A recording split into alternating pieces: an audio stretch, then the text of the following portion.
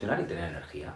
Entonces ya voy sumando elección de alimento, frecuencias de comidas, la baja o nulo gasto de energía a nivel o físico o mental. Es decir, el gasto de energía también va a tener que ver con la acumulación de grasa.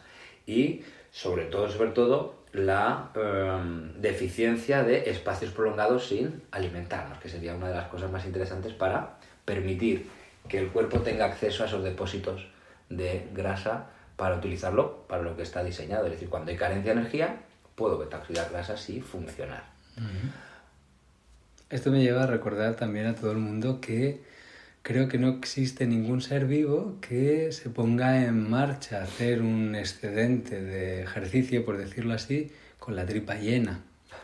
Porque nunca la imagen típica de una leona no saldrá a cazar con la tripa llena.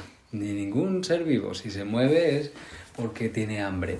Entonces nosotros parece que lo tenemos integrado al revés, ¿no? Es como tengo que comer para tener energía para poder moverme. No, fisiológicamente hay que recordar que no somos mamíferos nosotros también, y en la prehistoria no había neveras ni despensas ni nada, entonces lo normal era que te tuvieras que mover un rato largo hasta poder encontrar alimento, y ya existía ese movimiento, probablemente la beta-oxidación mucho más rápidamente que haya desayunado y a ver cuándo comienza a beta-oxidar.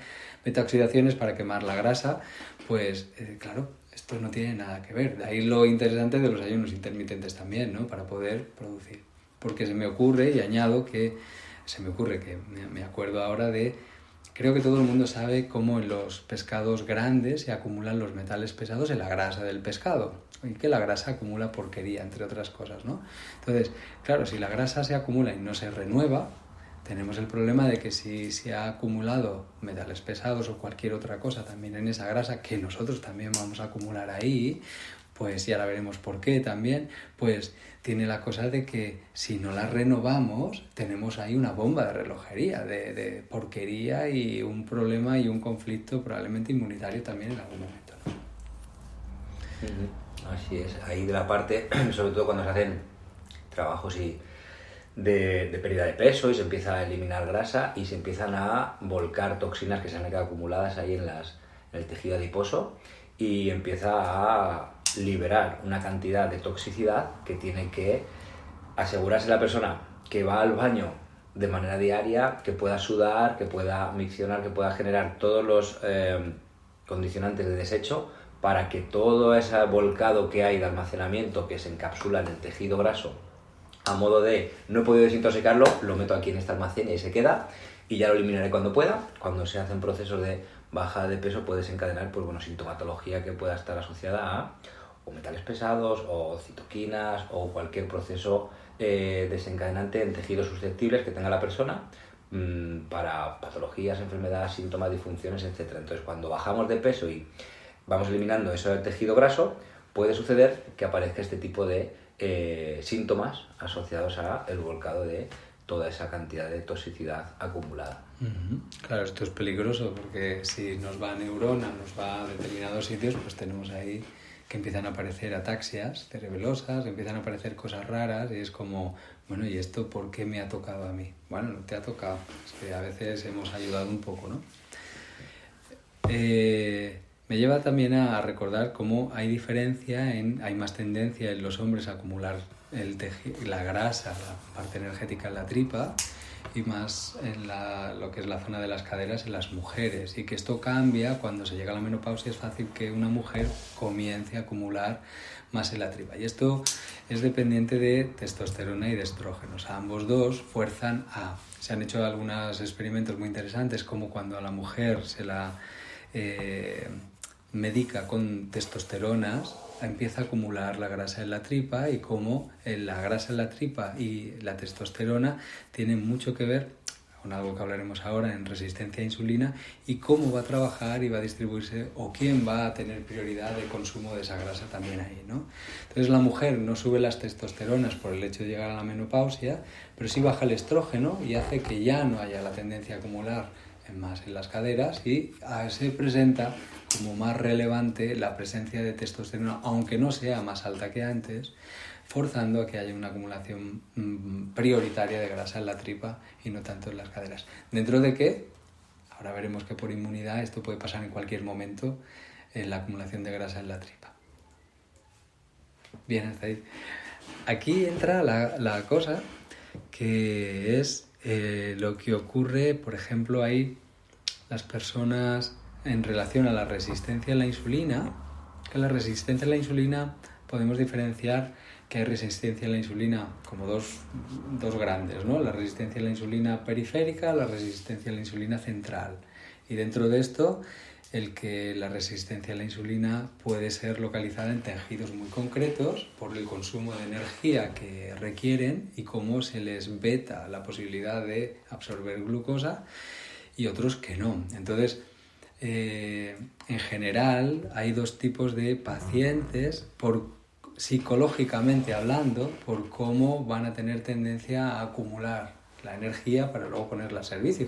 De tal manera que hay personas que tienen resistencia a la insulina periférica, entrarían en el grupo de lo que llamamos los habituadores, que son personas que suelen exteriorizar emocionalmente cómo se sienten, los problemas, etc. y tienden a engordar de manera general, no engordan solo la tripa, ¿no?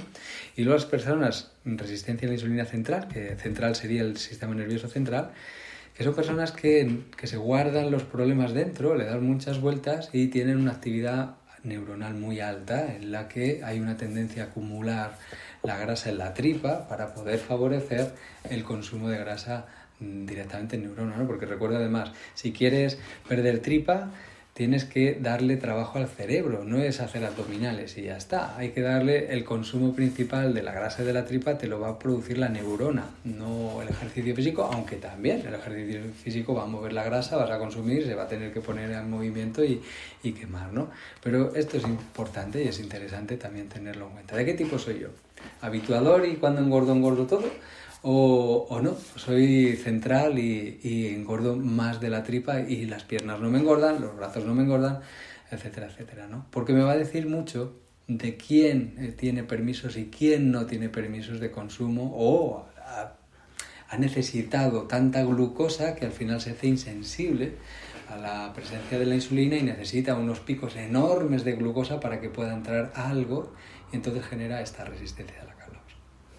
Así es. Y ahí, con la parte de la resistencia a la insulina, que yo creo que hemos escuchado todos hablar, y tiene mucho que ver la parte de esa insensibilidad que hay y los niveles de glucosa que tienen que subir tanto en sangre, la cantidad, la demanda que va a hacer la persona con el nutriente, lo que hace es ingerir mucha más cantidad de energía de la que necesitaríamos, y al final una parte se irá acumulando y es la que irá generando pues el aumento de todo este almacenaje ilimitado, incluso hasta el punto que no recuerdo muy bien qué diámetro era, pero está publicado que cuando llegan no sé cuántos nanómetros o no sé cómo se llaman del adipocito, el riesgo que corre la resistina que tiene la membrana del adipocito en estallar y generar, por lo que hemos hablado antes, toda la toxicidad que puede tener almacenada y generar allí una patología muy grave, lo que hace a modo de prevención es ir goteando triglicéridos, grasita, a la sangre para evitar que reviente realmente, es decir, llega a un nivel de tener un adipocito tan sumamente grande que va goteando poquito a poco para desinflarse, y esto genera pues un aumento de los triglicéridos en sangre, temas todos lipídicos a nivel sanguíneo con las consecuencias que tiene. Y uno de los problemas también que están relacionados con la pérdida de peso, el almacenaje de peso y demás, tiene que ver con la cantidad de células del tejido adiposo que tenemos. Interesa tener muchas y chiquititas, y de los problemas que suelen venir es que suelen ser grandes y pocas. Entonces al final lo que hace es fácilmente generar esa hipertrofia de las células y volcar esa cantidad de grasa goteando a sangre, y con todo lo que conlleva a favorecer el proceso de inflamación de bajo grado. Y otra cosa que también quería decir, pero ahora no me acuerdo, que también quería decir seguidamente, pero ahora no me acuerdo. Bueno, aprovecho para apuntar también que a partir de hay una relación entre los macronutrientes, la cantidad de calorías que inyectan al organismo, y activar un proceso inflamatorio inmediato a partir de esas calorías. No me acuerdo exactamente el nivel de calorías. Y dentro de esto hay que saber también que a partir de un volumen, como decía Javier Lafuente, del adipocito, se empieza a estimular la inmunidad a partir de citoquinas que se producen directamente en el propio adipocito a nivel inflamatorio. Es decir, a partir de un volumen de peso, de acumulación de grasa, entramos en activación inmune inflamatoria. Ya me ha venido lo que iba a venir. Muy bien. En relación a la resistencia a la insulina, tenemos la resistencia a la insulina que genera pues todas esas desencadenantes, y luego tenemos también la resistencia a otra hormona que tiene que ver con la energía, que tiene que ver con la saciedad, que influye para tener el permiso en poder combustionar la grasa, que es la resistencia a la leptina. Con P. Con leptina P. con P. Es que no es lo mismo que lectinas. Lectina es diferente, esto es un cíclex, y la leptina es una hormona. Yo tuve que hacer un esfuerzo para irlos diferenciando al principio, porque sonaban las dos igual. Claro. Y no sabía qué decía, lectina, me costaba. Sí. La diferencia es abismal, ¿no? Entonces la leptina es una de las hormonas que se genera en el duodeno cuando somos capaces de generar un estado ácido en el estómago, y esto es gracias a la funcionalidad evidentemente fisiológica del estómago y la combinación de grasas y de proteínas animales. Entonces cuando somos capaces de incluir de manera favorable la proporción de una buena parte de proteína animal, una buena cantidad de grasas favorables, que todos conocemos, el aguacate, coco, aceitunas, todo este tipo de cositas, Omega 3. Somos capaces, exactamente, de que cuando llega el duodeno, este duodeno genera la leptina que viaja al cerebro y da la información de saciedad. Es decir, con lo que has comido es suficiente, podemos parar. Pero, dependiendo de todas las diferentes factores que pueden generar la resistencia a la leptina, podemos comer infinito. Que hay una inflamación hipotalámica por determinados tipos de nutrientes, hidratos de carbono vuelve a salir a la lista, alimentos que ya conocemos como son de tipo de granos, ultraprocesados, etcétera, etcétera, que genera esa inflamación a nivel hipotalámico y creamos una resistencia a la leptina y podemos comer infinito hasta que ya rebose ahí. Que es el ejemplo que a mí me gusta poner a veces, ¿no? Es como, puedes comer 1 kilo de salmón, por decirlo así, no podrás, pararás antes porque te saciarás, por lo mismo que está explicando Javier Lafuente. Pero si vamos a comer a un italiano, aquí tenemos el problema, la carga glucémica y la velocidad de entrada y de subida de glucosa en sangre producen esa inflamación hipotalámica que inhibe la respuesta anorexigénica en saciedad, es decir, ya paramos también por esta inflamación y ya no podemos parar de comer, de tal manera que comemos entrantes, primer plato, segundo plato, postre, café, y cuando salimos fuera nos apetece un helado con la tripa a reventar, o sea, es como, pero ¿por qué no puedo parar de comer cuando, qué bien me come el niño cuando come pasta? Pues claro que come bien, no es que coma bien, es qué que buen saque tiene, no para. No puede parar, o sea, está el hipotálamo inflamado, pero está inflamado puntualmente, porque por ejemplo, cuando depende de quién le dice al hipotálamo que inflame, pues entonces el hipotálamo puede producir anorexia directa. En procesos tumorales esto es lo que pasará, ¿bien? Por inflamación hipotalámica también. Pero aquí estamos hablando de inflamación por subida insulínica, por la subida de glucemia, por la carga glucémica que tiene el alimento que tomamos. Y recordad, un plato de pasta, la velocidad de entrada y carga puede equivaler, no lo sé, a un camión de fruta. Ostras. Algo así, recuerdo haber oído hace muchos años, ¿no? Un plato de pasta en relación sería como un camión de fruta, del pepinazo que le pega al organismo, ¿no? Camión de fruta no te vas a comer nunca. Una fruta es raro que te inflame así de primera, ni nada, por supuesto. Pero un plato de pasta siempre te produce una inflamación en hipotálamo, más las otras inflamaciones por las cosas que tiene el cereal, ¿no?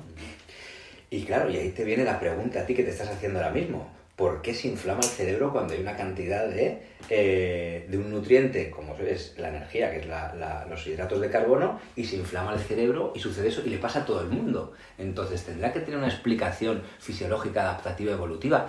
Correcto. ¿Cómo sabéis que están al día? Vamos a explicarlo porque, claro, esto siempre es como, pues, ay, ¿por qué se inflama el cerebro? ¿No? ¿Qué pasa? Pues, ¿qué pasa a todo el mundo? Pero si me han dicho en el cole que hay que comer azúcar para poder hacer un buen examen y que tenga yo glucosa en el cerebro. ¿Cómo te ocurra salir sin desayunar desde casa? No te ocurra. Te va a dar un mareo. ¿Qué le pasa a esta persona? Que colapse y se queda con la mente en blanco. Y dice, coño, me lo sabía muy bien, pero luego me queda en blanco. Claro, es que no hay manera de que responda a la neurona. Pero bueno, esto hay que saberlo ya. A los exámenes se van ayunas para que se pueda probar. Y a las oposiciones. Y a las oposiciones y a todo. Y cuando hay que hablar en público, ayunas para todo. Porque si no,